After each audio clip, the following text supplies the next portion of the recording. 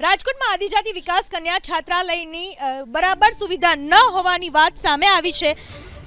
આદિજાતિ વિકાસ વિભાગ સંચાલિત છાત્રાલય વિવાદમાં છે। છાત્રાલયમાં સુવિધાનો અભાવ હોવાનો વિદ્યાર્થીઓનો આરોપ। સરકારી કુમાર છાત્રાલય 1માં સુવિધાનો અભાવ હોવાનો આરોપ। ઓઢવાની ચાદર ન અપાતી હોવાનો વિદ્યાર્થીનો આરોપ છે। પૂરતા પ્રમાણમાં ભોજન પણ ન અપાતું હોવાનો વિદ્યાર્થીઓએ આરોપ લગાવ્યો। છાત્રાલયમાં અન્ય વિદ્યાર્થીઓને પણ રખાતા હોવાનો આરોપ। છાત્રાલયના સંચાલકો પર પણ વિદ્યાર્થીઓના ગંભીર આરોપ।